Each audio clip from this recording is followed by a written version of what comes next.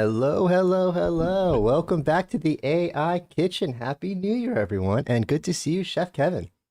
Yeah, good to see you, Chef David. Now I understand that you're kind of getting over a bit of a cold slash the flu. So Yes, I if have my cough drops and I have my mute button ready, and I'm relying okay. on you to carry this episode for me, my good friend. Yeah, no, and Chef David, I wanted to mention that right off the top, just in case you go mute or or I start talking over you or what have you, if you look Uh, like you're having a and I'll coughing try fit. not to cough on the food, everyone. I wanna be safe. There you go. Yes, well, you don't, and yes, but this is a good time to remind people that we are the AI chefs, but mostly we're providing tips and tricks, recipes to boost your business. While we do both like to cook, yeah, our recipes are more about productivity recipes, right? Um, but in this show, we're going to talk about, this is the time of the year, Chef David, where people talk about their predictions. So obviously predictions for 2026. Now, certainly you and I, we could have come up with our predictions, but as the AI chefs, why not ask AI to really synthesize and summarize all of the other leading tech analysts and let us know what kind of the group is thinking, and so that's what we did. Yeah. So I yeah, And we I feel like created. there was a consensus. I feel like the analysts are all kind of online, at least with the big picture thing. I mean, not to give away too much, but what I got out of reading everything is 2026 is when the rubber's going to meet the road. Right, right. No, no, that's a great synopsis. So let's go to the share and we'll show you just this prompt because so we said create a summary of what the leading tech analysts predict in 2026, highlight the key themes, the number or percentage of analysts who agree, right? Because that was, as you know, but also compare these themes with what their predictions for 2025, like, is this just more of the same? And did they get the predictions right in 2025? So, in other words, should we even, Chef David, listen to them? Because if they got everything wrong in 2025, then what the heck do they know for 2026? So, this is a Zoom doc. I love Zoom docs, just because, like, yeah. So I created, we did this prompt in Gemini, ChatGPT, and Claude, and then we can easily, kind of work on it together. And because this is a heading, I can expand it. So let's Just see. a quick thing on Zoom Docs. Zoom Docs is really like one of the backbones of our show. That's how we communicate on the show. That's how we share. We talk about, Zoom is a sponsor. We talk about the power of Zoom Docs as fans of Zoom, but we are the Zoom Doc power users, the AI chefs. Yeah, no, absolutely. I mean, and I think Zoom Docs is it's like Zoom's version of like Google Docs, right? Because some other groups that I'm part of, we use Google Docs because that's also really easy to kind of share amongst people that are not necessarily in your same organization, right? And everybody, and Zoom Docs has all of that, but of course, it's inside of Zoom, and so then you've got the whole Zoom AI companion can reason over the Zoom docs. So for us, all of our show planning and all of the synopsis, and when we forget whether we've actually covered a tip before, we can just ask AI companion, and all of that information is in Zoom docs. Yeah, so Exactly. it's really really helpful. Every time, like when I was doing this, and we were both working on it, and then highlighting stuff and um, I kind of find new features, right? So I think I'm an average user right now. I'm not yet a power user of Zoom Docs, but every time I use it, I enjoy it. So okay, there you go. But so we asked Gemini, and then here's what Gemini said. I'm going to go through. There's a couple things that we highlighted. Um, so whatever Gemini said 75% of companies are expecting to invest in agentic AI. I never know, Chef David, what that means, because to invest, it's like a lot of times every vendor says all 90% of the Fortune 500 uses our product, and that might mean they use what we have one license for it. So I'm not sure. I, of course, everybody's investing. I just don't know. I think different companies are investing at radically different levels. I don't know. What's your thoughts on Yeah, I mean, you can't. I'm surprised it's 75 and not 99. I mean, if you have Copilot, you've that? invested in AI. If you have Zoom, you've invested in Right, AI. right, How do you not invest in AI these days? Everyone's right. invested in AI. But if we're talking about, like I know some companies have paid for the extra AI, get Claude Pro or whatever it's called, and have teams that are working with Claude. A real investment, not just we paid for the license, but I'm paying people to sit there all day, programmers, and integrate Claude into my stack and make it useful for me, make it agentic and everything else. Those type of investments, yeah, that's not 100%. I would actually be surprised to see if that kind of heavy investment was even 75%. The 75% really means nothing to me because I don't know what they mean by investment. But No, no, I um, know. So that one, but just the second point.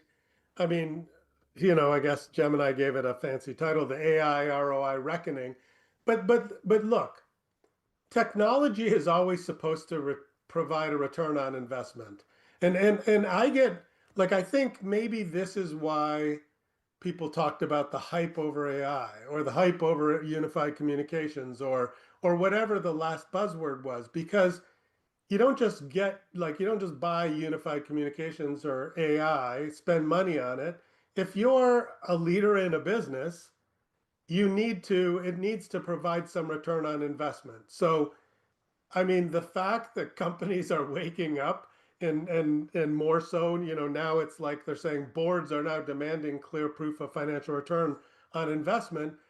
I don't know what were the boards doing before. Just say, hey, spend the money and we don't care. I mean, experimentation is an okay thing. And so maybe that's what now people are saying. Like I think what you said, Chef David, the rubber meets the road. People are now saying, okay, great. What's AI going to do to both the top line and to cut costs, right? So this is a good thing. It should have been in yeah, 2025, but it's a good thing. yeah, I think it was a lot easier in 2025 just to say, hey, our company does AI. You need AI. You need to work with us. And now people are saying, well, when you say your company does AI, what does that mean? Where's the value? Um, one of my streaming clients is an ad tech company, and they were early on Yep. AI. Chalice.ai. They're an AI company, and they were Chalice AI 3 or 4 years ago before everyone else was AI. And if you talk to them about their algorithms and their ad tech stack and all the stuff that I don't understand, it is all AI. They're the real deal. But now they're at a point where all of their competitors are also saying, we're AI, we're AI, we're AI. And it's almost become a turnoff when they come to a new client and they say, hey, use us for your ad tech. We're AI. They go, oh, yeah, yeah, yeah, you're one of those AI ad tech companies that is all BS and isn't real. And it's like, no, no, no, but we really do it. Talk to us. So it's almost become, there's almost a pushback because there's so much hype AI out Right. there that the companies that really do AI and offer the benefits are struggling to rise above the pack. So and that's a good thing. I mean, they should have to work hard. They should have to prove it. But it's great that I feel bad for my friend that sales have become harder for him because he's having to convince. But it's great because that means the consumers are saying it's not enough to just throw AI at us. You got to show us exactly how it's going to help us. Yeah, and I think that the corollary to, like, okay, boards or executives demanding to prove the ROI is this point here, which I guess mostly Forrester said 25% of the plan spend is going to be pushed off. In other words, if you can't prove that it's going to give us something in 2026, then we're going to not spend it till you come back with a compelling business case for it, which absolutely makes sense, right? So that's pretty cool.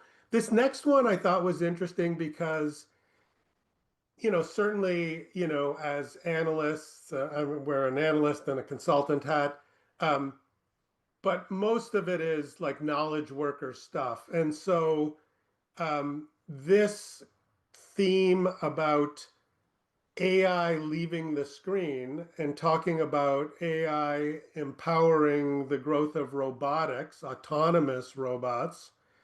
I think that this is very interesting.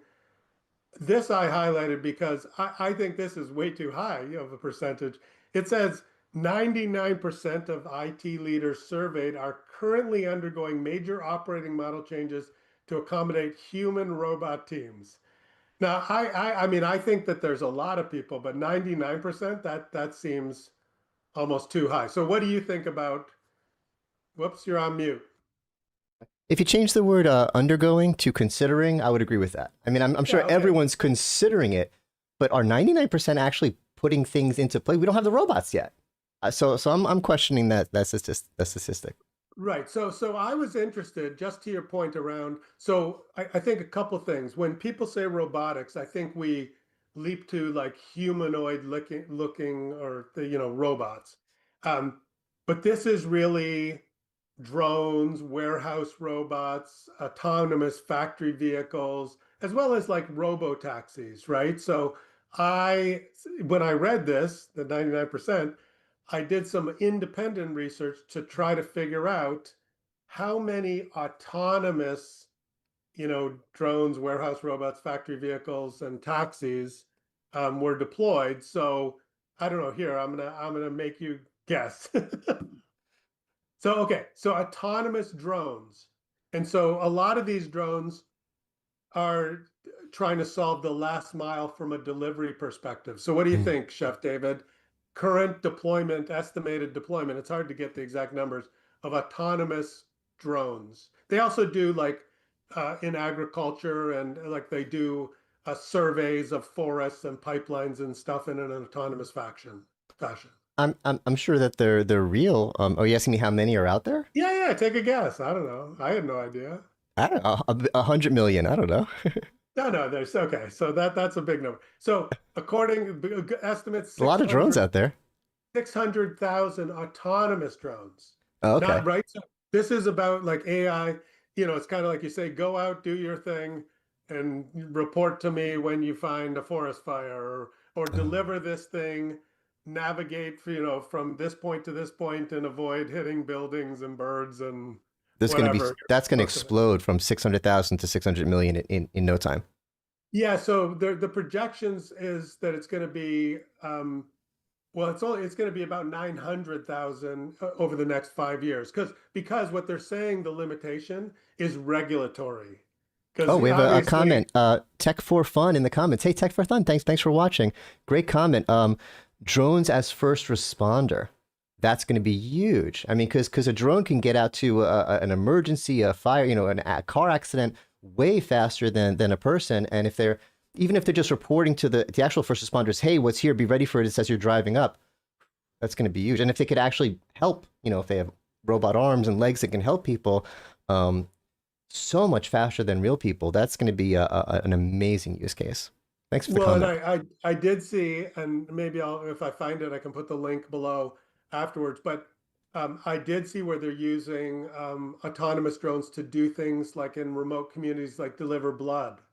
Mm. Or like, so somebody needs a specific type of blood and it's like they can't stock it everywhere.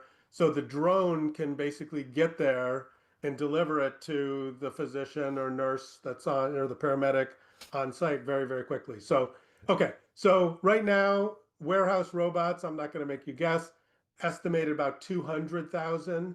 In 5 years, that's supposed to grow to like 3 million because there's a lot of robots. Like I think Amazon has like 750,000 robots in their warehouse, but they're not all autonomous. A lot of those Yeah. they're kind of guided and they're not really fully AI. There's a lot of factory vehicles, 45,000. That's expected to more than double over the 5 years. In autonomous taxis, right now there's only about 2,000 autonomous taxis deployed, but that's expected to probably grow to 100,000.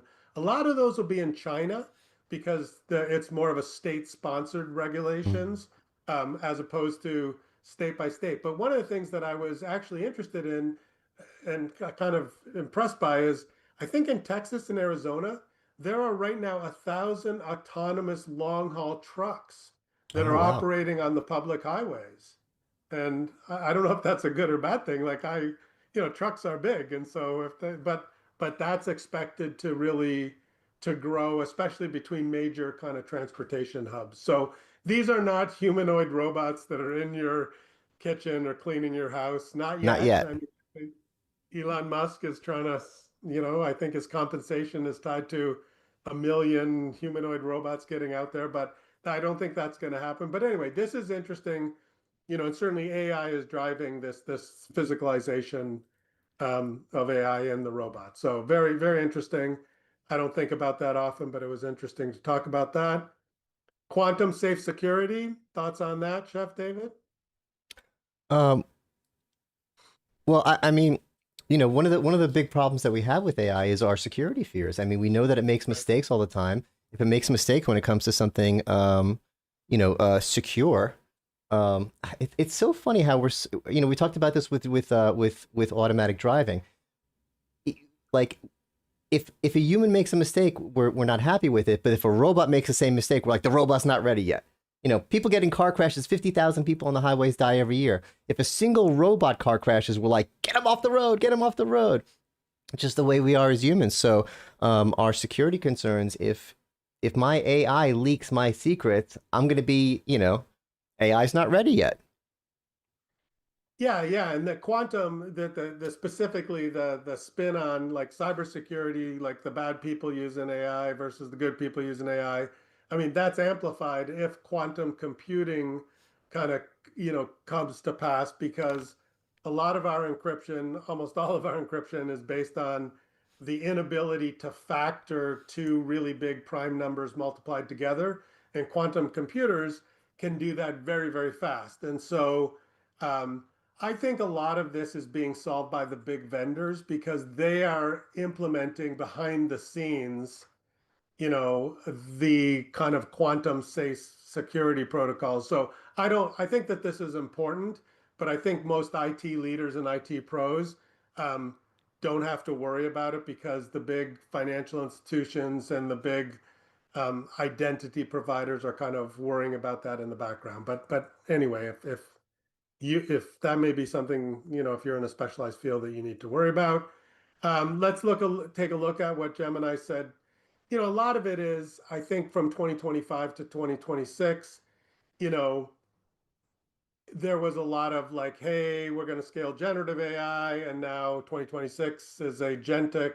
I would say everybody started talking about agentic in 2025. So a lot of this, I think, is is kind of more of the same. Like Yeah. that's how kind of I read this kind of summary. I don't know. What did you take away from Chef David? Yeah, I mean, we have been talking about agentic. I'm going to go back to the rubber meets the road. I think 2025 is the year of talking about agentic, and hopefully 2026 is where we start getting, some of these useful agents, not hype agents, and some of them are out there already. We're starting to see it, and but we're still hearing a lot of people saying it's hype, it's not real. I'm not seeing the value. I'm not seeing the ROI, and I think the ROI is going to come from agentic. It's not going to come from LLMs as much. Well, and I think that the key thing, and hopefully the lesson that people have learned is when we talked about generative AI, is like, oh, write an email like a pirate. And then people said, hey, how does that help our business? And now, according to predictions, a lot of tech analysts, it's saying, oh, you better tell me what the ROI is of that. Let's learn that lesson as we talk about agentic. And there's also predictions around multi agents, and it's all good. Whatever, just call whatever the solution, as opposed to say it's multi-agentic, orchestrated, quantum safe AI. Just say the solution is A, and then prove to me that it gives me a return. It cost me Hmm. $1 million, but it's going to give back to my business 2 million. Like that's what I want from a business case, not a lot of buzzwords. And I think that in some respects, we're making the same generative AI mistake now talking about agentic. We're like, well, generative AI didn't give us the ROI, but don't you worry, multi-agent systems are gonna, be fantastic. So I don't know. Like always, I think the ROI is important. You can't kind of defer it and say, well, we'll figure out if it's going to save the company money or drive sales. I don't know. Hey, That's we my got feeling. we got a great question in chat, and ties into what we're talking about predictions. Yeah, yeah. Um, Streaming CT asks, "Hey guys, what do you think the vibe coding trend will do to the software market?" I think it's already having a huge impact. We talked on our live show last week about how isn't like 90% of Claude written by Claude at this point or something like that. So I think that, Claude is yeah, vibe coding Claude. I mean, I vibe coded my website. Vibe coding is allowing people who don't know how to program to make apps, to make software. It's amazing, and it's allowing people who do know how to code to do it easier and faster.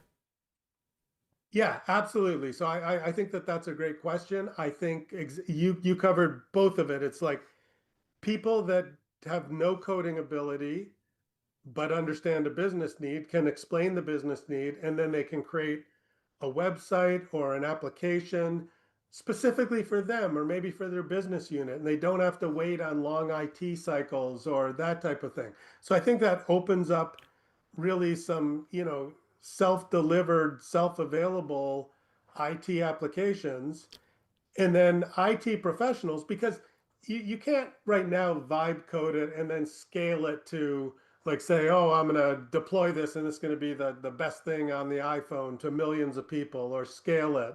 And there are still, cyber security issues and, with vibe coding, but it doesn't matter if you're using it in a small group. Yeah, but Um, it's a great example. We're talking about what's hype and what's real value. Vibe coding is real. It's not hype. It's not, oh, there's some yes, examples. It's not next year we'll have to do this. People are seeing the benefit now. it's 100% real.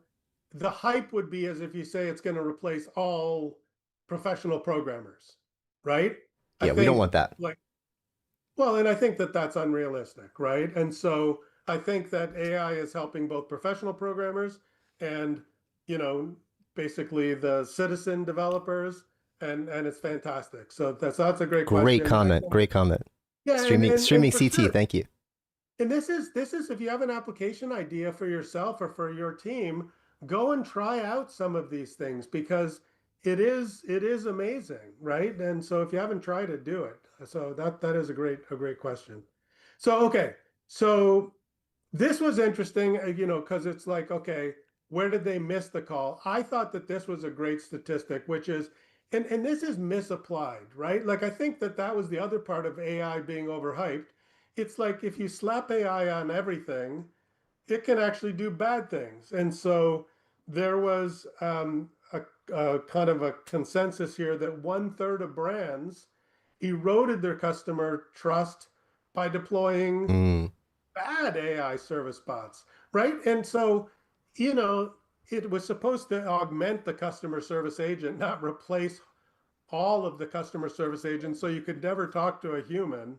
And so if you're a brand, if you're in that 1/3, that's bad on you. Like, I think AI, it could maybe reduce the need for customer service agents. It could provide better service for a lot of common, answer ask questions. But obviously, there was a whole bunch of people that misapplied it. So, I'm what surprised do that you? number is so high. I knew that, obviously there's some bad AI bots out there, but 1/3 not just implemented bad AI, but had enough problems with that they lost customer trust. I would have guessed. I knew it was out there. I knew it was a problem. I didn't realize it was a 1/3 of everyone problem. That's big. That's Yeah, worse than I thought.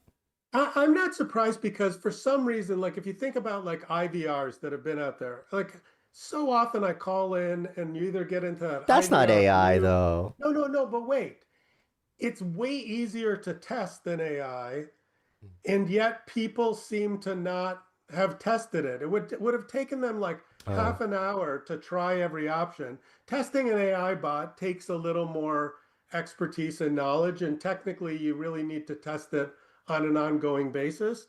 An IVR call tree is simple to test, and yet I would they're say a once a nightmare. month I call in and you press an option, it just disconnects you, right? Because it's like it goes nowhere. So I'm not surprised if the people can't even test a simple thing.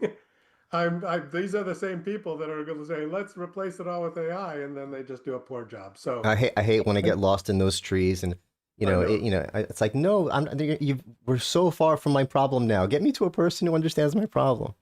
Yeah. So okay, so I did this, like, Gemini is kind of my go-to. The thing I want to say is, like, so ChatGPT, I mean, the same kind of prompt. What I want to show here, Chef David, is, we always talk about verify then trust. So I'm going to go to, and I did it in Claude as well. But this was So one of the things that was pretty impressive, so this was ChatGPT. You can say show the thinking. Hmm. And so like this is what it did behind the scenes. And once again, you need to, kind of validate everything. But when you scroll down here, it shows you all the sources. And yeah, so but the cool thing is, so it gets down here, and then I asked it, well, what's the key ones? So then halfway through, it's writing some Python Oh, wow. code to basically look for keywords and to do all this so I can figure out the mapping of the key themes, right? So I mean, it's doing all this, and basically, I mean, it looked at 196 sources. So sure, I could have done that, and maybe it got some stuff wrong, but I just wanted to emphasize that this is a good thing, that AI, like it's looking at 196 different sites. That would have taken me likely hours because then I keep clicking on things and get distracted. And it thought for 2 minutes and 23 seconds, right? So, um, That's what I've always said. Don't people are using it wrong. Think of it as a research assistant.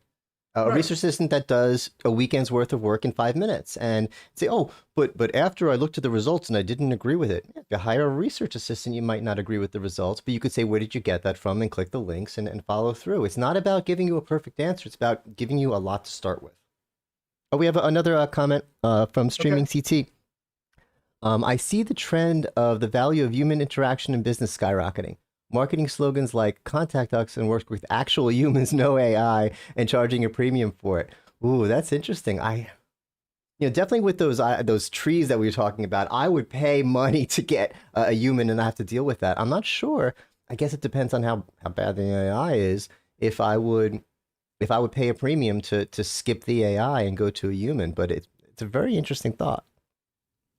Yeah, and certainly I think that is, I think that is a theme that we're going to see emerge. So for example, when music can be created by I think people will pay a premium for live music performances, right? I mean, in some ways, you already do that when you go to live theater, which I love because it's like those are the people right there. A Yeah. movie is awesome as well, but live theater, I mean, they're doing that every day. So I think that there will definitely be services that you will say, I will pay more for.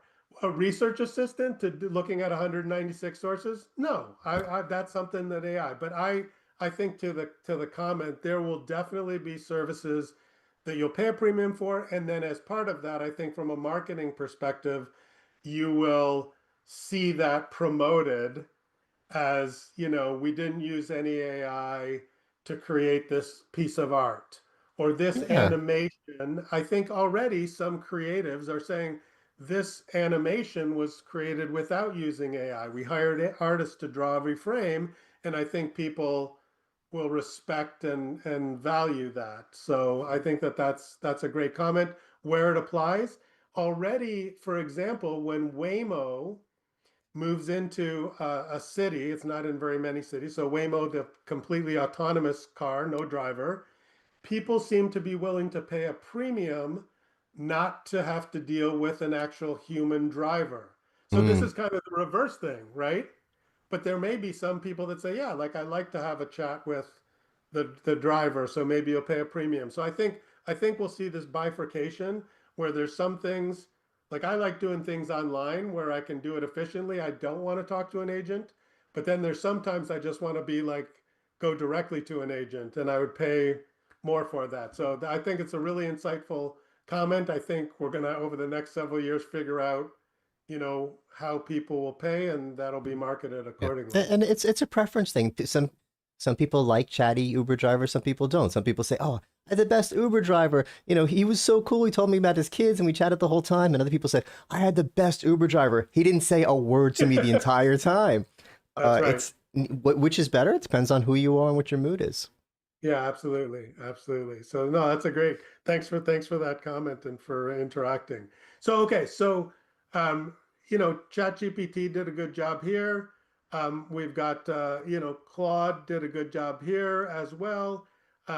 I think that there was general consensus across all of the different AI models. They're likely accessing a whole bunch of different sources. They each have slightly different personalities.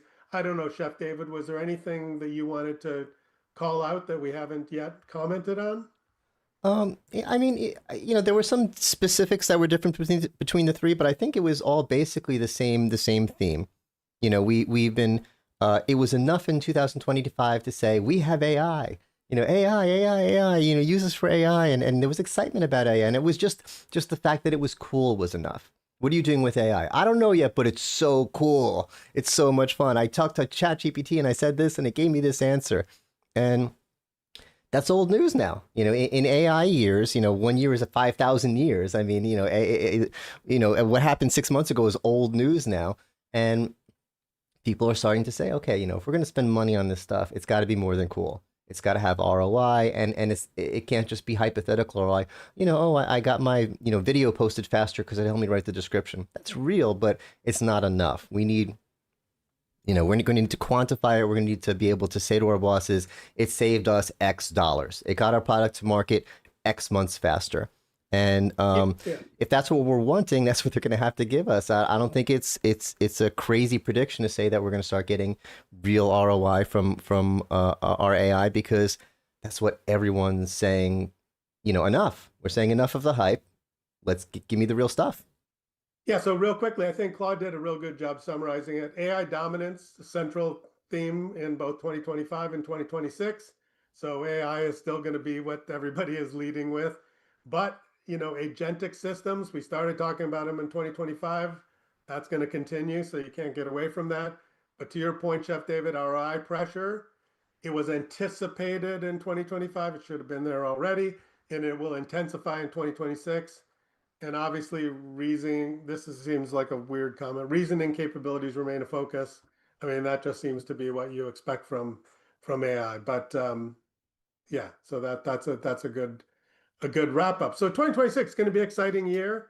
We're the AI chefs. We're going to be here helping you with tips and tricks to get the most out of, and really to hopefully focus on some business productivity hacks that will make your life easier and will drive some ROI. That's either more sales or lower cost to whatever business you're in. So thank you for joining us. Oh, we have one more comment from the chat. Oh, good. Talking about what the preference of, do we want AI or do we want a human? Right. It depends on the industry and the task. It's true. Creative is an idea where humans seem to want human origin.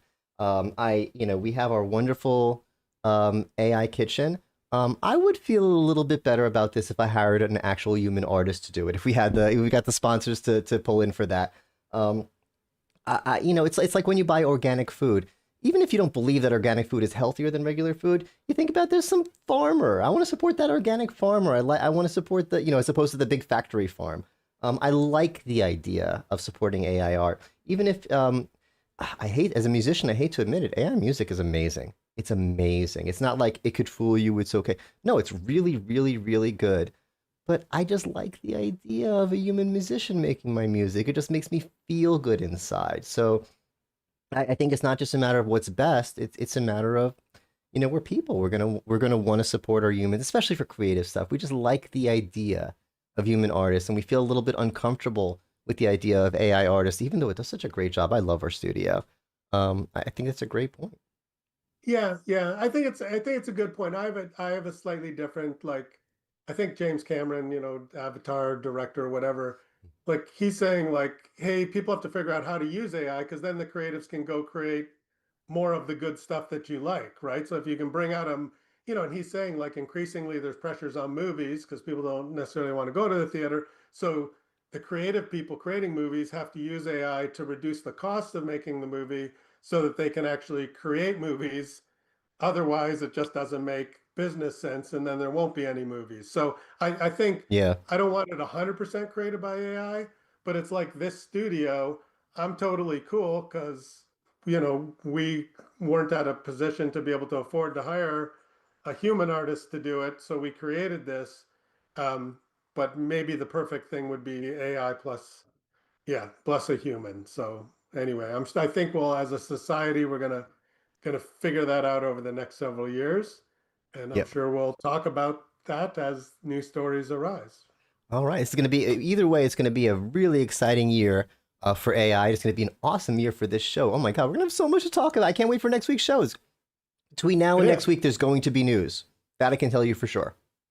Yeah, and thank you to all the comments. It's great when we have that Yes. live interaction because, so and if you have anything, put it in the comments if you want us to cover a topic or to stop covering a topic, yeah, please put it in the Yeah. comments and And we one will last definitely comment. I look at think all of them. streaming CT is just kind of mirroring what our theme for this episode has been. I think this is a great summation of everything we just talked about today. ROI from AI is an important thing. It's a great point. This is part of the bubble that people talk about. Spending AI in a company because your investors think you have to. That Right. was 2025. We spent money on AA because investors thought we had to. And 2026 is we're spending money on AA because we're getting the ROI. Well, fantastic. Chef David, you All did right. great. You didn't cough and yeah, Yeah. you had so fantastic. And I hope you're feeling 100% by next Tuesday's show. Thank you. Thank you everyone for watching. Thank you, Chef Kevin. And thank you to all our AI. Do we just have to thank our AIs for helping us? I mean, they wrote half the show. You might as Thank you, well Claude. because they're no, you might as well because in the future, I keep saying they'll look at the transcripts and they'll say, these AI chefs, they were polite to us. We'll keep them around for a little Yes. longer. All right. Thanks so much, everyone. Take care. See you next week.